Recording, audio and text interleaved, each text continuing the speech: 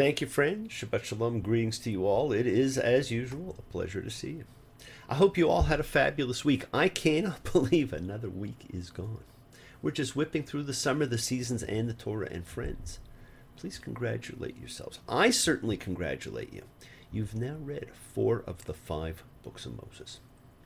And for some of you, it's a second and even the third time. And from what I hear, you continue to get new and different things every time we look at what it says. And that is what a living organic system should do. Stimulate thought, ideas, prayers, process. And I'd like everyone to send healing energy out to Phil, who is undergoing surgery this week. He's not missed a show since we began, and he has found a reconnection to his spiritual past in listening and watching. And Phil, I think of the words of Bob Dylan in Ain't Talking. They say prayer has the power to heal, so pray for me, Mother. Yes, my friends, prayer has the power to heal. So let us all pray for Phil. Let us focus on the healing that needs to be done right now for Phil, for the Steinleys, for the families of victims in Tennessee, for the world. Healing starts and stops with each of us alone and the energy we put into it. You may think, what can I do? Thoughts are things, and worlds turn on thoughts. So send out healing, send out goodwill, send out love. It only takes you. Now, interestingly, the song goes on to say, in the human heart an evil spirit can dwell. I'm trying to love my neighbor and do good unto others, but oh mother, things ain't going well. And yes, in the human heart an evil spirit can dwell. We saw that when in Genesis 6 God says, man has evil in his heart.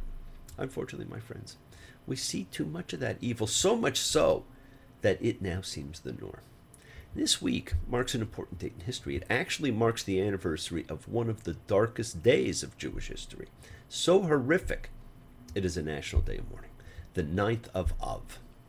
The famous 9/11 of Judaism taking place not on the 11th day of the 9th month, as with our U.S. friends, but on the 9th day of the 11th month, the date that is believed to be the date Moses heard the report of the spies that we've talked about, and therefore the condemnation of a generation.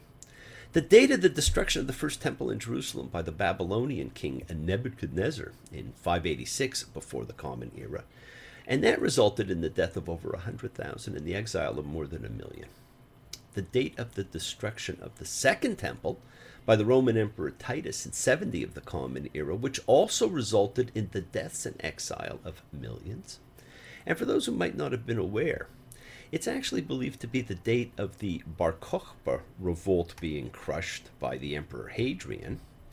It's the date of the order of the expulsion of the Jews from Spain in 1492 during the Spanish Inquisition, and the date the mass deportation began of Jews to concentration camps from the Warsaw Ghetto.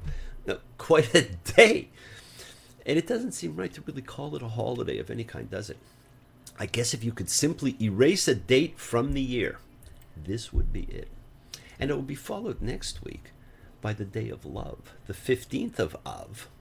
And that's the real Jewish Valentine's Day. And we'll talk about that and we will celebrate that together next week. Friends, we are beginning the book of words. The book we call Deuteronomy. The book that somehow does not quite fit. And when we are finished, you can decide for yourselves. The beginning of this book is amazing, simply amazing. It's a book that begins with a beautiful juxtaposition. It is 11 days from Horeb, but it was in the 40th year. Wow, 11 days that took 40 years. The irony, the waste, the necessity, the experiences, the growth, the suffering, the need for a new generation who had not known slavery, the inability of humans to outgrow a trauma of mammoth proportions to an entire nation. Perhaps it is fitting that we begin it on the day of mourning, the 9th day of the 11th month. Remember, friends, we began the year after concluding Deuteronomy because the Torah is circular. As it ends with the Song of Moses, an amazing prophetic ode, that, like the great epic poems of classical literature foretelling key events, we then begin again. And when we read it, we said, what if? What if the Torah began instead of ended with this prophetic view of what was going to come? Would you look at things differently? Well, we're about to begin the book that ends the Torah, and in a few weeks we will be reading that incredible song again. But let's spend a minute and talk about what if. What if you turned right instead of left? What if you said yes instead of no? What if you had waited just another few minutes? We all wonder at times, what if? But friends, do not think in terms of changing the past. Think of how that what if revelation can impact and make you change your future. You control your destiny. We have the great gift of free choice, the ultimate freedom. It's not about going back and changing what you did. It's about taking that knowledge to change what you may do. Friends, this is Devarim, the words, Deuteronomy. It's a special parsha to open a special book. The fifth of the 5 books of Moses, the book of words called Deuteronomy. And it is an especially special parsha for me because it is my ordination parsha. And I can still recall the transference of energy as the Beit Din, the 3 rabbi members of the House of Judges, put their hands on me and blessed me as Moses blessed Joshua, and has been done with all rabbis since. It was a very powerful moment, and I will always remember this parsha in a very special way. In this book of words, you will notice, my friends, it is the words that play the dominant role. Watch, or should I say listen, as Moses mixes past, present, and future generations. So in the end, the messages imparted in this book become the messages for each generation who read this text. For some, the opening parsha best belongs elsewhere, perhaps at the end of Numbers. It's really the end of the journey. And so it's in the next parsha that we truly begin the repetition of the law. And that is what this book is. You see, the ancient name for the book of Deuteronomy is Mishnah HaTorah, which means repetition of the Torah. And friends, that is what it will seem like. Laws and stories you read in other books, all summarized here. But as I said last time, slightly different. Do not think of it as Deuteronomy, but as repetition. Remember, friends, we take the English name from the Greek, and the Greek name for this book was Deuteronomos, which means second law. It was a retelling of the law. Now, another and probably more proper way to translate it would be the repetition of the teaching, because that is what Torah means. You see, Torah here is still a verbal noun that means teaching. But the repeated stress of Deuteronomy begins to push Torah in the direction of the meaning it would subsequently happen, which it has now, which is the name not only of this book, but of all the 5 books of Moses. And it's a book of expounding and explaining, and that is what sets this book apart more than anything else from the preceding 4. Friends, so much of what we have read had to see or visual themes. But now things change. It is about words, Devarim, the name of the book. More than any other biblical text, it is a book of words, as the Hebrew title suggests. And Moses reminds the people, and the Lord spoke to you from the midst of the fire. The sound of words you did hear, but no image did you see, except the sound. The eye, which has seen so much from Egypt until this moment, can see nothing. The ear alone can receive the commanding divine words. And Moses adds, and me did the Lord charge at that time to teach. Now God writes the text of the 10 words in stone, then designates Moses, the continuing intermediary, as the leader and expounder of the laws. Presumably the reference is not to the Decalogue itself, but to the Code of Laws. What in Exodus is called the Book of the Covenant, and its counterpart in, codes of laws throughout all of Deuteronomy. And it is this book which produced the phrase, by the word of the Lord, which becomes a foreshadowing of the whole theology of legal interpretation that later will undergird the entire Talmud, as every rabbinic ruling is halakha leMoshe mi Sinai, a law according to Moses from Sinai. It's Moses' interpretation that is now kicking in.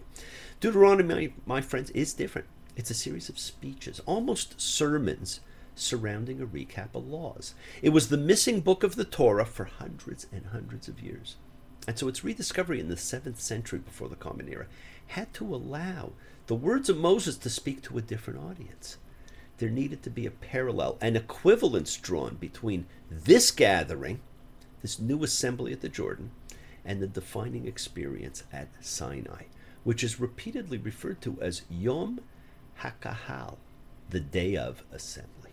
And in creating that link, there's the creation of an equivalence between the experience of this audience physically present to receive Moses' last words, and that of the 7th century before the Common Era audience and its prospective heirs listening to the newfound Book of Deuteronomy and assenting to its authority. The resources of rhetoric are marshaled to create, through a written text, the memory of a foundational national event, so that the latter-day Israelites listening to this book of teaching, Sefer HaTorah Hazeh, will feel that they themselves are reenacting that event. How brilliant is that?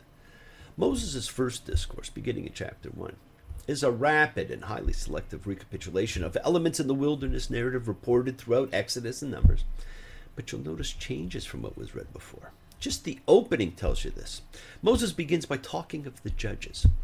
But certain facts have changed and names left out, not to protect the innocent.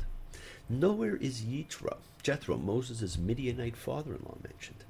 Nothing must be allowed to diminish from the depiction here of Moses' strong leadership, grounded in his wisdom and in his uniquely direct access to God.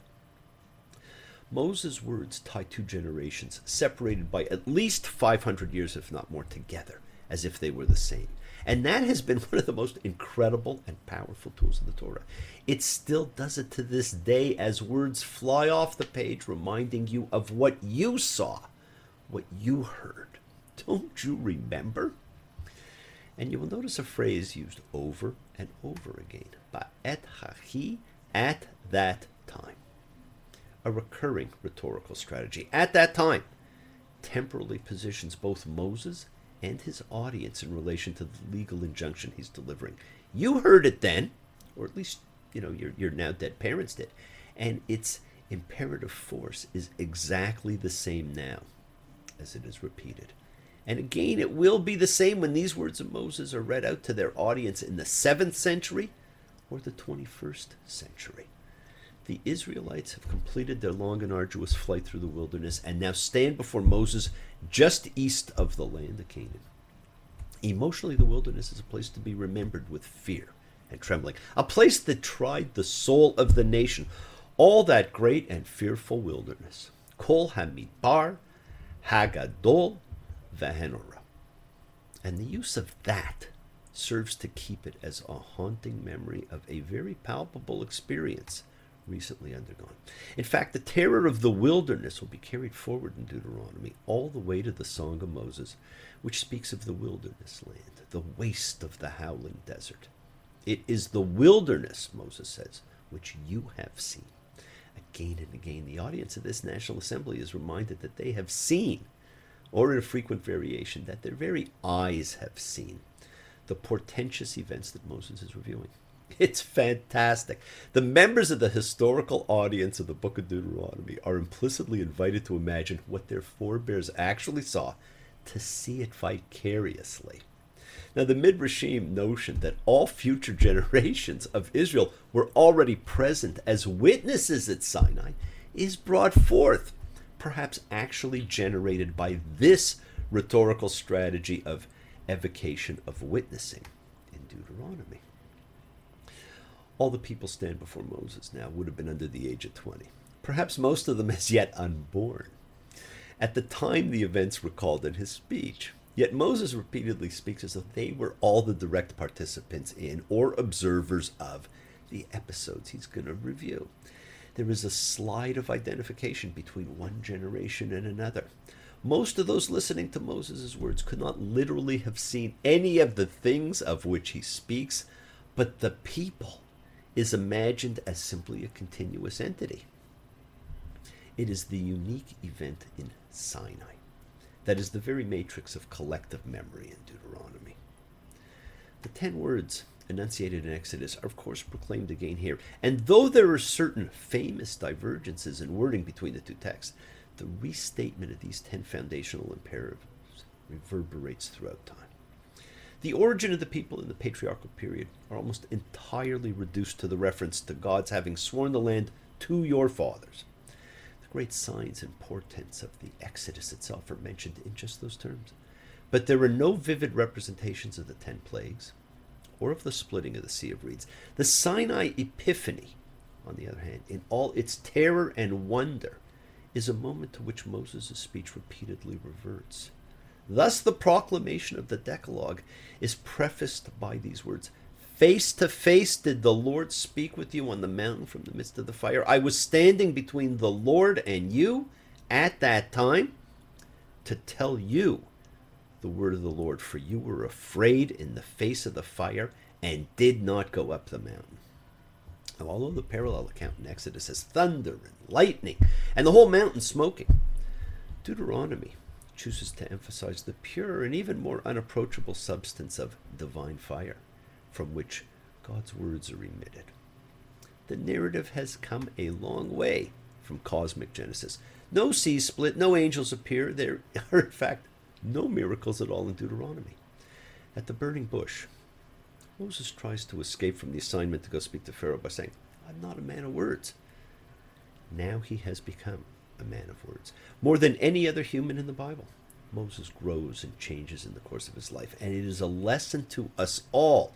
One can change professions, change values, change lifestyle, change character. One can grow and become stronger and better. We watched as a regular human being with weaknesses, a temper, fears, and flaws, with key pieces unrevealed, comes to be the leader of a nation, a spokesman for God, and the founder of a faith that plays a role in the destiny of humankind. This book ushers in a new era.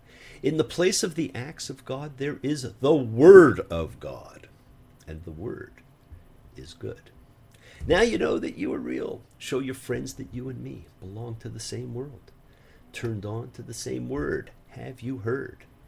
Have you heard? The world is sacred, and so is everything in it. My friends, express your gratitude. Friends, light a candle, make a wish. Celebrate your life and the lives of those you love. Share your feelings with them. Live free. Be free. Honor your freedom. Be well, be happy, be blessed. Share and honor the light and all who live in the light, and continue to shine. Continue to send everyone you know goodwill and love. Pray for peace and freedom for everyone, and end to terror and hatred. And remember, friends, we are a community. We learn together. We celebrate each other. We love each other. We share this right together, men and women equally. Get well, Phil.